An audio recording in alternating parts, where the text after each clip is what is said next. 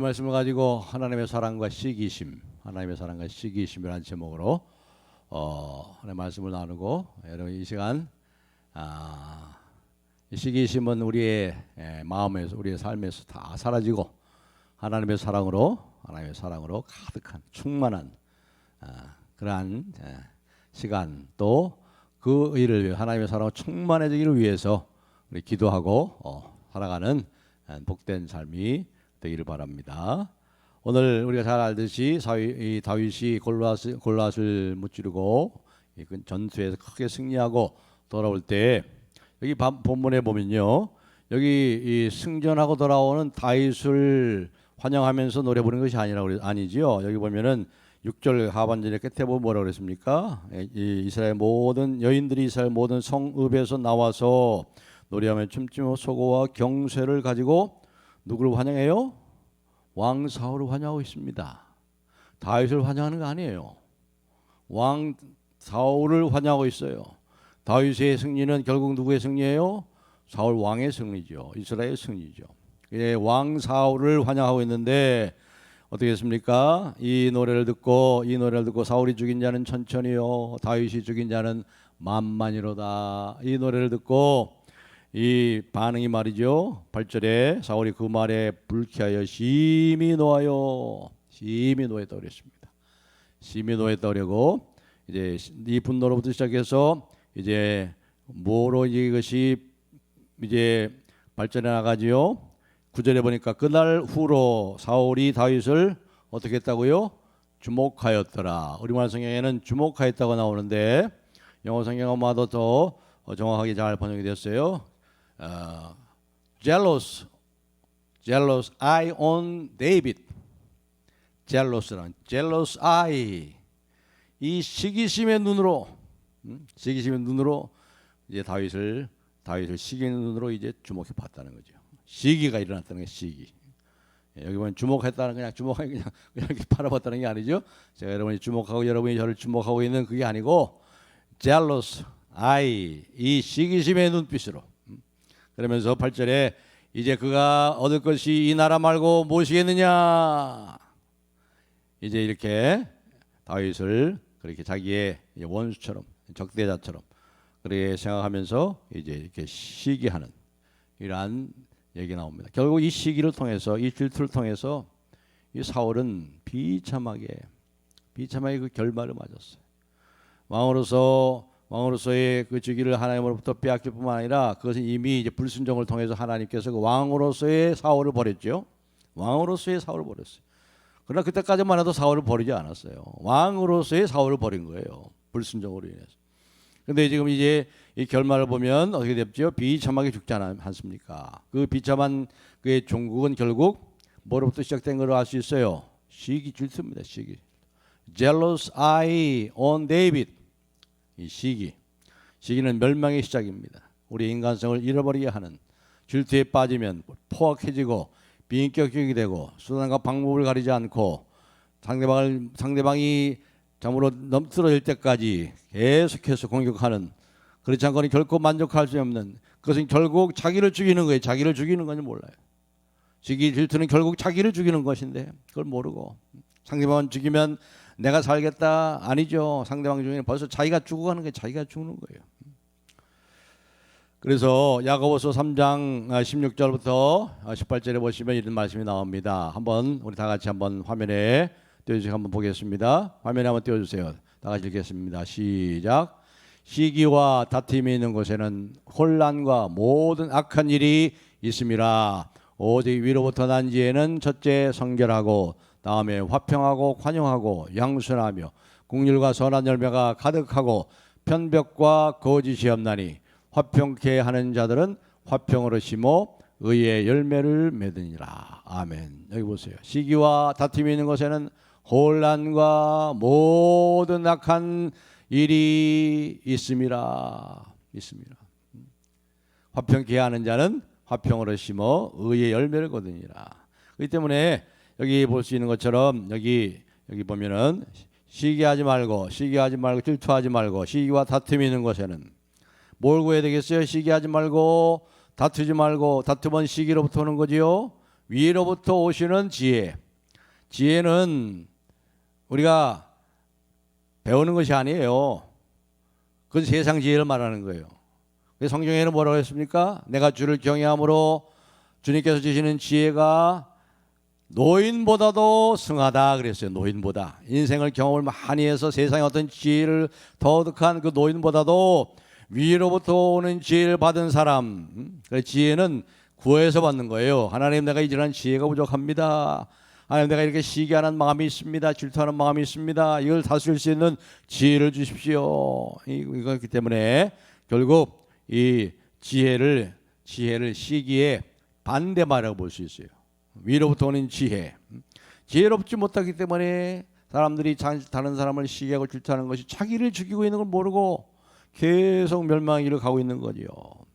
그래서 이제 우리 기독교 역사에 1500년 동안 이제 성화, 이 거룩해지는 주요 개념들을 가르치면서 이제 7가지 치명적인 죄악에 대해서 가르쳤죠. Seven Deadly Sins. 그 첫째가 뭐라고 그랬죠? 가장 첫째. 넘어짐의 앞잡이, 교만. 하나님은 교만한 자를 그냥 싫어하는 정도가 아닙니다. 교만한 자를 원수처럼 대한다고 그랬어요. 교만한 자하고 싸우신다고 그랬어요. 절대로 우리가 교만은 자기 위치를 떠나는 거예요. 이 바로 타락한 천사가 자기 위치를 떠나서 자기가 하나님 되는 거예요. 자기가 하나님 자리에 앉는 것. 이거 하나님이 제일 싫어하는 거죠. 그 교만이에요. 첫 번째 교만. 그 다음에 나오는 게 뭐예요? 바로 시기예요. 그 다음에 시기. 두 번째가 시기예요. 치명적인 7가지 죄악 중에 두 번째가 시기예요. 그 다음에 분노. 그 다음에 네 번째가 나태. 그 다음에 탐욕, 탐식. 그 다음에 탐색. 이렇게 합니다. 이렇게 시기라는 것은 이 치명적인 7가지 죄악의 두 번째를 차지하고 있는 나를 죽이고 있는 거, 나를 멸망의 길로 몰아가는 거죠. 근데 여기 시기가 이 사울을 보면은 여기 사울에게서 이 시기가 어떻게 시작되지요? 8절을 보시면 다윗에게는 만만을 돌리고 내게는 천천을 돌렸구나 하는 뭐로부터 시작되는 거예요? 비교로부터 시작되는 거예요. 비교로부터 시작되는 거예요. 나와 상대방을 비교합니다. 내 자식과 옆집의 자식을 비교합니다. 비교하는 겁니다.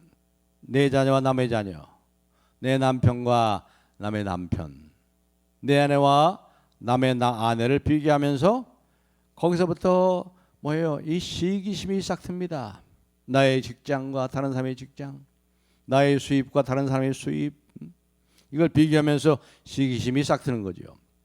내게 없는 것을 다른 사람이 갖고 있을 때 그걸 가지고 시기하고, 요즘에는 이 카톡에 보면은 항상 사진을 찍어가지고 2030 세대가 사진을 찍어가지고 이 MZ 세대가 말이죠. 뭐라 그래요? 나는 여기 갔다, 나 이거 봤다, 나 이거 먹었다, 나 이런 옷 입고 있다. 맨날 자기 과시하고 자기를 표시. 벌써 비교 의식에서 벗어나지 못하고 있어요. 다른 사람의 불행이 나의 행복이라고 이런 말까지 하는 이런 세대. 근데 생각해 보세요, 여러분. 자, 위로부터 오는 지혜가 우리에게 가르쳐주는 뭘 가르쳐줍니까? 위로부터 온 지혜가 우리에게 뭘 가르쳐주나요? 사울왕이 누리고 있는 지금 천천의 영광마저도 사울왕 자신이 누릴 수 있는 그러한 자격이 있어요? 그렇지 않잖아요. 지금 사울왕이 누리고 있는 이 천천의 영광조차도 자신이 누릴 수 없는 하나님의 은혜라는 것을, 은혜로 주신 거라는 것을 깨달을 때 비로소 시기심이 치료가 되는 거죠. 바울 사도가 늘 얘기하지요. 사실 바울 사도만큼 참 주님을 위해서 많이 헌신하고 또 귀하게 쓰임받은 그런 종은 없습니다. 귀하게 쓰임받았다고 해서 그가 잘 나간 거 아니에요. 세상 사람 볼 때 그게 뭐 잘 나갔어요. 많은 환난을 받았죠. 주님 때문에, 복음 때문에 고난을 받고. 그래서 나를 본받는 자가 되라, 나를 본받는 자가 되라는 게 뭐예요? 내가 십자가를 지고 가시는 주님, 십자가에 죽임 당하신 예수님, 십자가에 고난 받으신 예수님의 그 고난의 발자취를 지금 내가 그냥 가까이서 지금 따라가며 고난을 받고 있는 나를 못 맞는 자처럼 저처럼 더이도 고난 받고 있는 나를 본받아 고난을 받으라 그 말이죠. 고난을 받으라. 근데 이 바울이 그걸 가지고 누가 비교하고 누가 하고 뭐 이렇게 경쟁해봤습니까? 바울이 베드로하고 경쟁했다고 그래요? 아니잖아요. 나의 나 된 것은 내가 모든 사도보다 많이 수고하였으나 내가 하니요 나는 그것을 받을 만한 자격이 없고 그 수고의 영광을 누릴 만한 자격이 없습니다. 나의 나 된 것은 오직 하나님의 은혜입니다. 하나님의 은혜입니다. 늘 말씀하지만 이 은혜를 잊어버리면 안 돼. 여러분의 속에서 내가 은혜 받은 자다. 은혜라는 게 뭐예요? 은혜라는 게 받을 만한 자격이 없는 자에게 베푸시는 하나님의 과분한 선물이잖아요. 과분한 선물. 이것이 있을 때 우리는 이 시기에서 벗어날 수 있지, 치유가 될 수 있죠. 나는 실제로 만만이고 아니 어걱이고 다윗은 천천인데 백성들이 나를 알아보지 못하고 있구나. 불쾌하게 생각가지고 이런 불만이 우리 모두에게 이 사울처럼 가득한 것은 아닙니까? 자기 자신의 판단으로 인해서 이 세상이 너무 불공평해. 교회 안에도 문제가 생기면 교회가 불공평해. 목사님이 불공평해. 더 나가서 하나님까지도 의롭지 못해. 한 달란트 받은 사람처럼 당신은 엄한 사람이고 냉정한 사람이라고 생각합니다. 하나님에 대해서도 조차도 불공평하다고 생각하고 왜 나한테는 한 달란트밖에 안 줬습니까? 저 사람에게 2달란트 주고 5달란트 맡겼으면서 왜 나에게는 한 달란트밖에 안 맡겼습니까? 당신은 엄중하고 아주 냉정한 사람입니다. 이렇게까지 판단하고 이렇게 불공평하다고 얘기하는 거죠. 그래서 하나님이 왜 나에게는 이렇게 하고 저 사람에게는 저렇게 해줘? 이게 바로 비교서부터 이제 시기심이 나오는 거죠. 시기심, 바로 시기심과 모든 질투의 출발점은 비교하는 데서부터인 거예요. 사랑하는 성도 여러분, 제가 언젠가 말씀드렸죠. 하나님이 우리에게 주신 것은 시시한 것 주신 적이 없어요. 하나님 우리에게 시시한 것 주신 적이 없어요. 여러분에게 최고의 부모님을 주셨고, 그렇지 전원아, 강조는 그렇죠? 전원하라고 그러니까 해병대 귀신 잡는 해병대한테 제가 예, 하나님이 최고의 부모님을 주신 거예요. 최고의 남편을 주신 거, 최고의 자녀를 주신 거. 우리에게 서울남북교회는 최고의 교회. 저는 서울남북교회는 최고의 교회라고 생각해요. 거짓 없이 내 선한 양심 속에 말하는 거 하나님이 아시는 줄로 믿습니다. 예. 비교할 거 없어요. 지난주에 우리 정주모 목사 총회장도 하고 안 해본 거 없어요. 잘 나갔죠? 신하면서 목사하고 같이 만나가지고 식사했어요. 3명이서. 저 광명교회는 지금 10,000명 이상 출석해요. 친한 친구들이에요. 뭐 편하면서 목사는 하나님 친한 목사를 쓰는 거고, 정준범 목사는 정준 목사를 쓰는 거고, 권수 목사는 권수 목사대로 쓰는 것인데, 그건 뭘 비교하고 있어요? 씨 뿌리는 자가 나가서 뿌렸을 때 떨어진 곳에서 그냥 충성하면 되는 거지. 뭘 비교를 하고 그것 때문에 뭘 열등감을 갖고 뭐 또 우쭐할 거 뭐 있어요? 하나도 없는 거예요. 하나도 없는 거예요. 하나님 우리에게 좋은 걸 주시고 좋은 걸 주시죠. 최고를 주신 거예요. 뭘 비교를 하고 있어요? 거기서 무슨 시기가 있고 뭐 열등감을 가질 필요가 뭐 있어요? 그렇잖아요. 우리가 이러한 시기심에서 벗어나야 돼요. 여기서부터 치유받아야 돼요. 사랑하는 성도 여러분, 우리가 누리는 모든 축복들, 우리가 누리는 모든 그러한 행복들, 그 한 가지라도 어느 한 가지라도 우리가 그것을 누릴 만한 자격이 있기 때문에 우리가 누리고 있습니까? 아니잖아요. 우리는 어떻게 해요? 원래 본질상 하나님의 진노의 자녀다. 본질상이라는 말은 뭐예요? 생각해 보니까 아무리 생각해도 형벌밖에 받을 자격이 없어요. 형벌밖에. 우리가 죄값으로 죽었고 영원히 죽어 마땅한 죄인들이에요. 죄인들.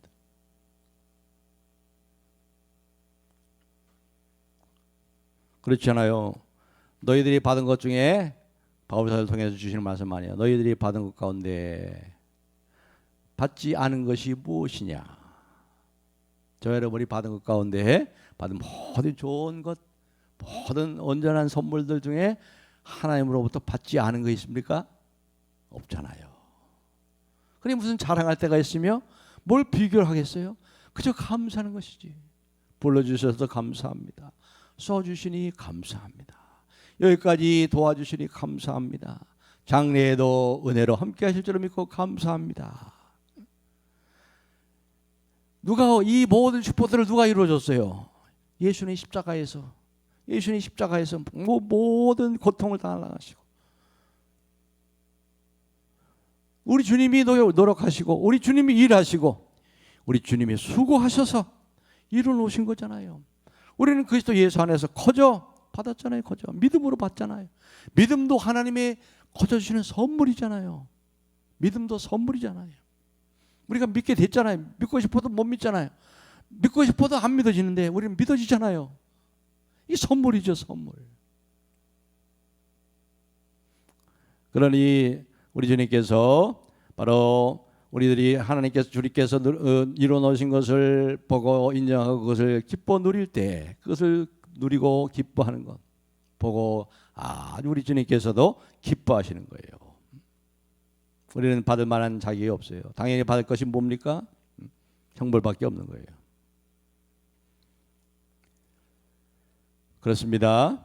우리는 그래 여러분들이 그렇게 우리 금요밤 기도에 나오신 분들은 그렇게 살아왔겠습니다만은 앞으로 이 시간부터는 더욱더 우리 나가 비교할 거 없어요. 주신 은혜 생각해 보세요.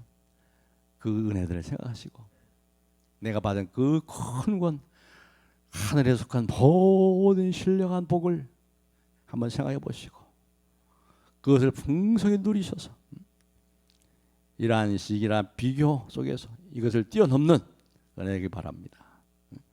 이런 우화가 있어요. 이런 우화가 이 독수리 세계에 그냥 독수리 중에 뛰어난 독수리가 있는 거야. 독수리 중에서도 아주 그냥 크고 날개가 더 크고 말이죠. 높이 또 멀리 날아가는 독수리가 하나 있었어요. 한 마리가 있었어요.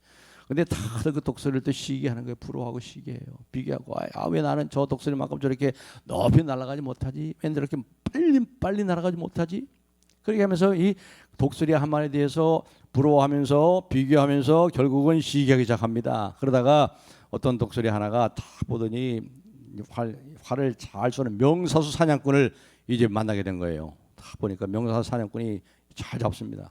그래서 이 명사수 사냥꾼이 가가지고 이 독수리가 저 지금 날아간 저 독수리를 쏴서 떨어뜨려 주세요.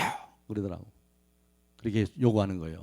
그러니까 이 명사수가 하는 말이 이 화살에다가 너의 그 깃털을 뒤에 꽂아서 쏘면 더 정확하게 더 빨리 날아가서 독수리를 잡을 것이다.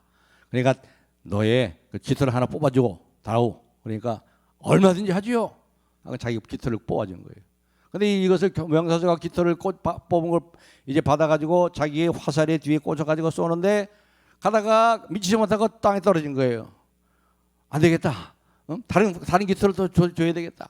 하니까 이 독수리는 어떻습니까? 막 그냥 팔팔 뛰면서 빨리빨리 저거 잡아야 되는데 하면서 자기 깃털을 이제 뽑아주기 시작합니다. 막 뽑아주기 시작하는 거예요. 그러다 어떻게 했어요? 자기 깃털을 다 뽑아버렸어요. 이제 날아가지도 못해. 그러니까 그 명사수가 그 독수리를 향해서 날아가지 못하는 독수리를 향해서 화살을 당겨서 그 독수리를 쏴서 넘어뜨렸다는 겁니다.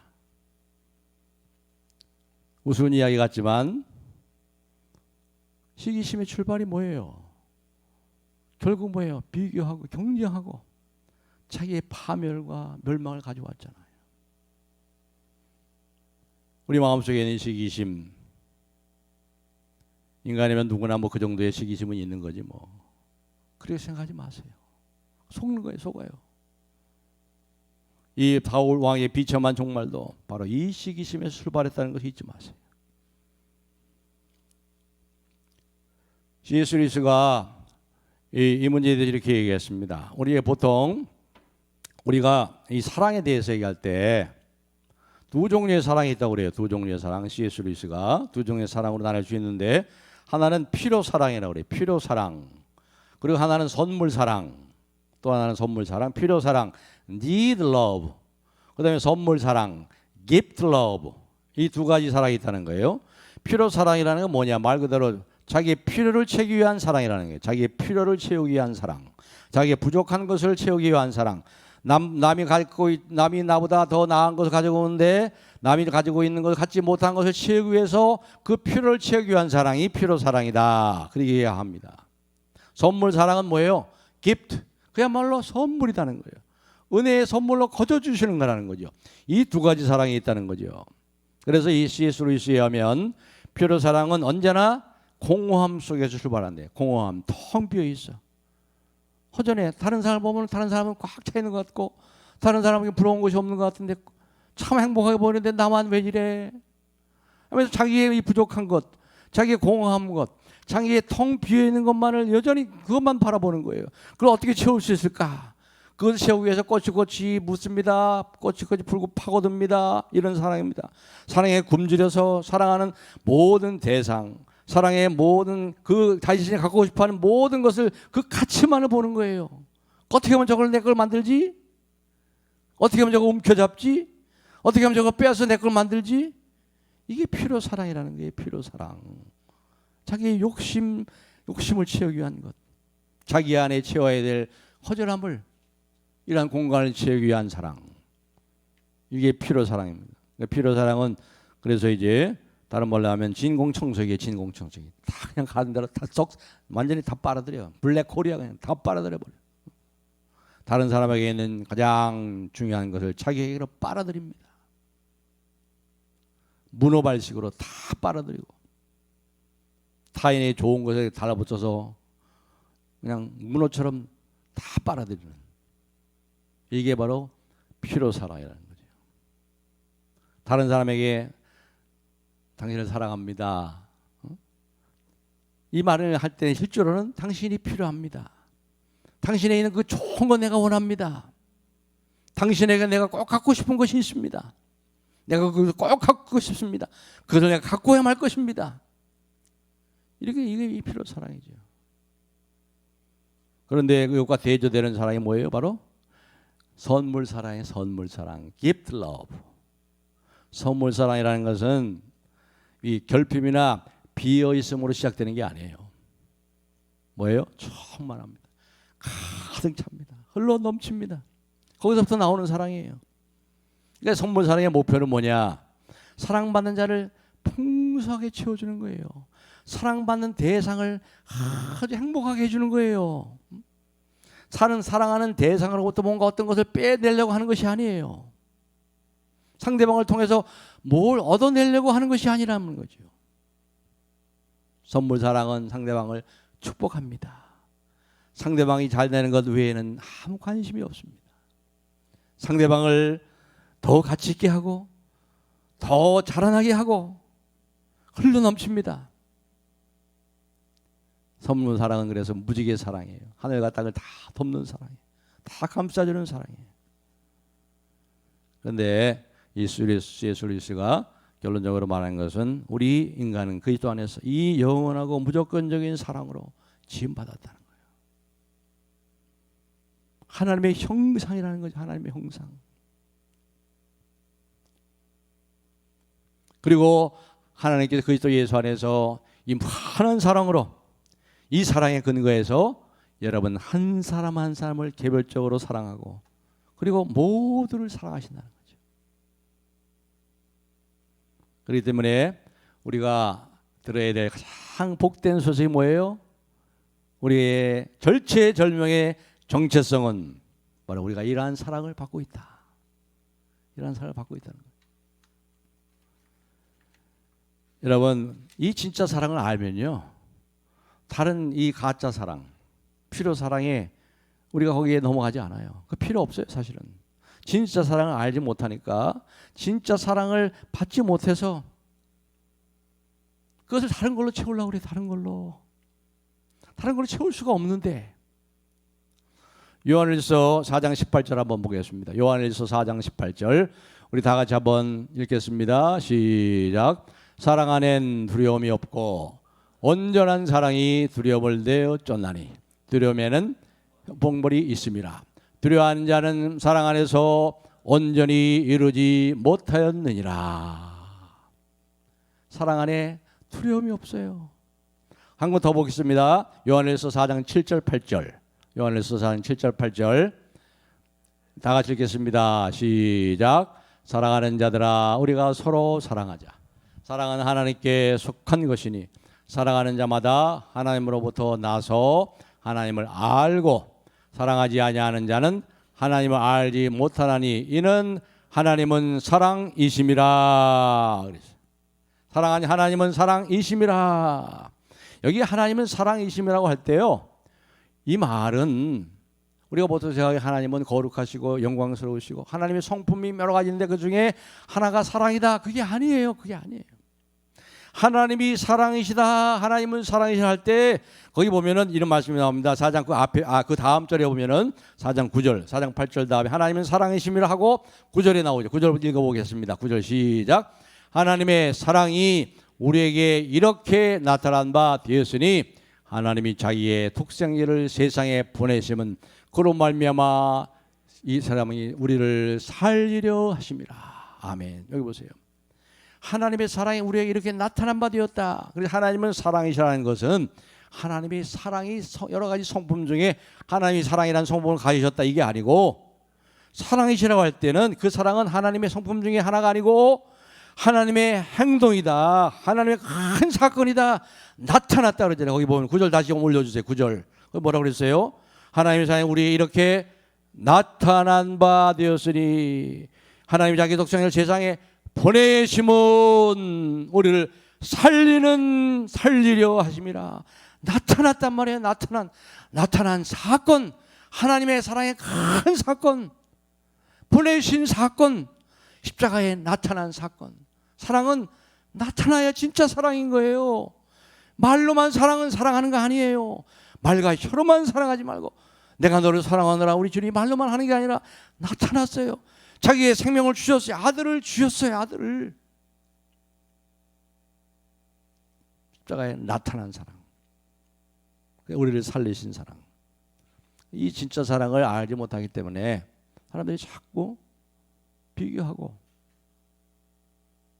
그래서 열등감에 빠지고, 그리고 어떻게 돼요? 시기하고 질투해요. 진짜 사랑을 받지 못해가지고, 진짜 사랑을 알지 못하면 사랑하고 싶은데, 사랑하면 할수록 어떻게 돼요? 이 진짜 사랑을 알지 못하고, 사랑하고 싶은데 사랑하면 할수록 진짜 사랑을 알지 못하면 더욱더 사랑에 목마르게 되는 거예요. 남녀가 서로 사랑합니다. 그러면서도 이 예수님의 진짜 사랑을 알지 못하고 사랑하면 어떻게 돼요? 자꾸 이 사랑에 대해 의심하게 되고, 이 사람이 나를 배반하면 어떡하지? 나를 이용해 먹으면 어떡하지? 이 사랑이 깨어지면 어떡하지? 사랑에는 두려움이 없다고 그랬는데, 이러한 두려움이 생기는 것은 벌써 내가 이 진짜 사랑을 제대로 알지 못하니까 자꾸 그런 염려가 오는 거예요. 그런 염려. 자녀 사랑문에 자녀 사랑. 부모가 자녀를 사랑하죠. 여러분, 부모로서 자녀를 사랑하지 않는 부모가 어디 있어요? 그래 저기 강계주 권사님이 저기 사랑하는 딸 소정이를 데리고 요즘 금요밤 기도에 계속 나오시더라고. 사랑하니까 데려나온 거 아니에요? 사랑하니까. 그런데 보세요. 강계주 권사님과 그 따님에 대한 얘기가 아닙니다. 이 말씀을 듣고 오해하지 마시고 일반적인 얘기야. 일반적으로 내가 자녀를 사랑하는데, 자녀를 사랑하지 않은 부모가 어디 있어요? 자녀를 사랑하는데, 근데 왜 내가 자녀를 사랑할수록 이 아들이 점점 나와 멀어져 갈까? 왜 내가 이렇게 아들을 사랑하는데 이 아들은 나를, 내 사랑을 알지 못하고 점점 멀어져 갈까? 왜 엄마 사랑을 모르고 왜 핸드폰을 저렇게 사랑할까? 그렇게 생각하잖아요. 그런 게 많잖아요. 사랑하고 싶지만 사랑이 되지 않는, 사랑이 필요한데 사랑이 없는, 사랑의 기간을 든 바로 우리들을 위해서 하나님이 세상을 이처럼 사랑하사 독생자를 주신 사랑. 하나님은 사랑이시라. 나타난 사랑 아니야. 나타난 사랑. 하나님의 큰 사건이 일어났어요. 이 시간에 여러분들이 이 사실을 말씀 그대로 믿고 받아들이면 그 하나님의 사랑이 우리의 가슴을 흘러들어와요. 가슴이 흘러들어와요. 흘러넘쳐요. 흘러넘쳐. 넘쳐나는 사랑으로 쏟아지기 시작하는 거예요. 남들이 나를 실망시켜도, 남편이 나를 실망시켜도, 세상이 나를 실망시키고 친구가 나를 실망시켜도, 자식들이 나를 실망시켜도 그 진짜 사랑이 있는 한 결코 좌절하지 않아요. 결코 낙심하지 않아요. 언제나 어떤 상황에서도 그 사랑을 믿고 받아들이면 그 나타난 사랑, 세상에 보내신 사랑, 우리를 살리신 그 사랑을 생각하면 언제나 그 사랑이 우리의 마음속에 메마른 심령에 담비같이 우리의 가슴을 적시고 우리의 가슴을 뜨겁게 해주는 거예요. 뜨겁게. 사랑에는 두려움이 없고 온전한 사랑이 두려움을 내어 쫓나니. 그래서 제가 여러분에게 세 가지의 평생 기도 제목 중에 세 번째를 기도하라고 말씀드렸잖아요. 그리스도의 사랑의 깊이와 넓이와 높이와 길이가 어떠함을 깨달아 하나님의 사랑에 충만한 사랑으로 충만케 하시기를 원합니다. 신앙생활은 이 하나님의 사랑을 여러분이 얼마나 알고 경험하고 누리고 그것을 나누며 사느냐, 이게 신앙생활이에요. 하나님은 사랑이시다. 하나님이 사랑이시다. 제가 예수신경 여러분에게 책을 소개했죠. 예수신경. 사도신경은 알아도 우리 예수신경 처음 들었죠. 구약에서는, 구약의 유대신경은 뭐예요? 유대신경은 네 하나님을 목숨을 다하고 뜻을 다하고 힘을 다하여 네 하나님을 사랑하라. 이것이 유대신경, 유대교의 신경이에요. 근데 예수님께서는 마태복음 23장에 더 나가서 말씀하시기를, 이스라엘아 들으라, 여호와께서 말씀하시기를 하나님을 내 마음을 다하고 뜻을 다하고 목숨을 다하여 네 하나님을 사랑하고, 그다음에 뭐라고 해서 거기서 끝나는 것이 아니라 유대의 신경, 유대교의 신경 거기서 끝나요. 그러나 뭐예요? 내 이웃을 내 몸같이 사랑하라. 이 말씀이 온 율법과 선지자의 대강령이라. 사랑하면, 사랑하는 사람은 다 이런 거라고 그랬잖아요. 이 사랑으로 충분히 채워져야 돼요. 그러면요, 다른 거 다 거기에 우리가 휘둘리지 않아요. 거기에 뭐 우리가 그렇게 뭐 개념케 되거나 그것 때문에 뭐 실망하고 낙심하고 좌절하고 그러지 않아요. 이 진짜 사랑을 여러분이 충만해지세요. 그렇게 기도하면서 하시라고.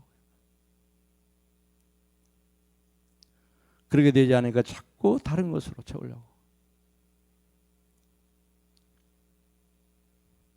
이 사랑이 말이죠. 바로 이 주님의 사랑, 이 하나님의 사랑이 우리의 왜곡되고 우리 잘못되고 삐뚤어진 사랑을 치료하고 위로하고 고치고 회복하는 거예요. 여러분, 신앙생활이라는 게 뭔지 아십니까?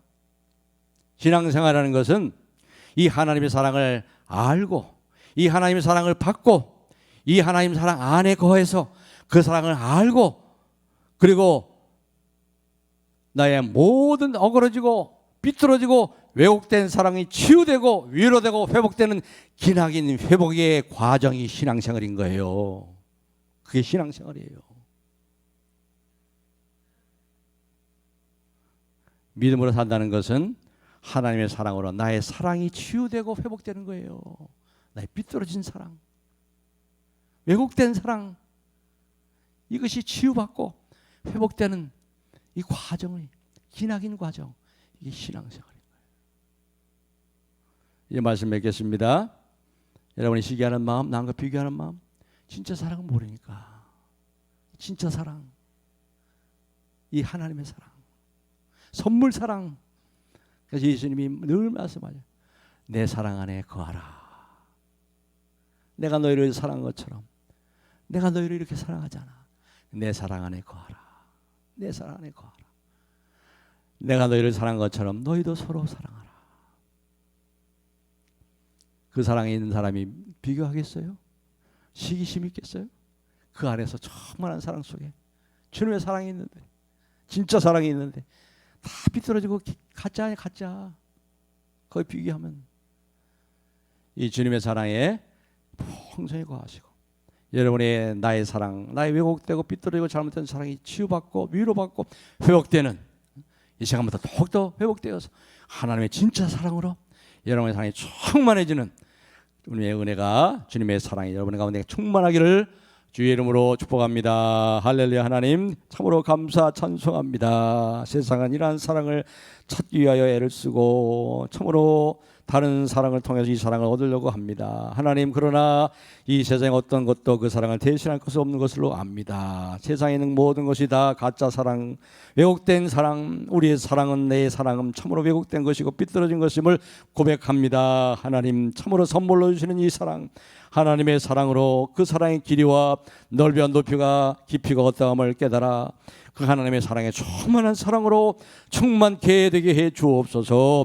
내가 너를 사랑하노라. 이 선물로 주신 하나님의 사랑, 십자가의 사랑, 나타난 사랑 가운데 우리가 풍성히 거함으로 하나님을 목숨을 다해 사랑하고 내 이웃을 내 몸같이 사랑하여 참으로 사랑으로 하나님의 뜻을 이뤄가는 사랑의 사람들이 다 될 수 있도록 주의 사랑으로 이 시간 충만케 주옵시고, 우리 서울남부교가 이 주님의 사랑으로 충만하여서 흘려보내고 축복의 통로로, 사랑의 통로로 이 마지막 때에 더욱 귀하게 쓰임받게 축복하시고 영광 받으시옵소서. 예수님의 이름으로 기도드리옵나이다.